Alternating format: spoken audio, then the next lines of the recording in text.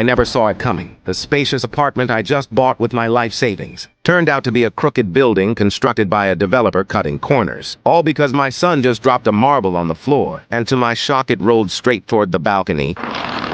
That's when I realized this place is off level. So I dropped the marble again right on the floor to test it. This time the marble sat there steady. My wife Jenny thought I was overthinking things, because no matter how bad a building is, there's no way it'd be leaning. At first I agreed maybe I was just paranoid, but that night something weird happened. With a sudden torrential downpour, the whole building sank about 10 centimeters overnight. The next morning when I left for work, I saw something shocking. There was a deep crack right outside our unit's door, but I clearly remember walking past there last night and everything was fine. I immediately called the property management to fix it. They didn't take me seriously. I thought about teaming up with neighbors to sue them, but then something terrifying happened.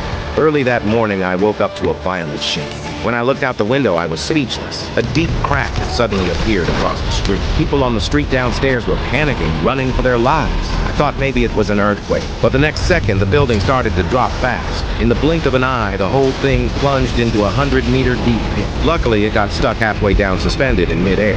Just then, Jenny walked in, coming back from grocery shopping. She couldn't believe the house she just bought had fallen underground. Jenny assumed our son must be with me, but when I opened his room door, there was no sign of him anywhere. Before I could react, the car suddenly crashed down right into our living room. Once I calmed down, I realized the driver was my co-worker, Guangzhou. The car slid toward the edge of the pit by inertia.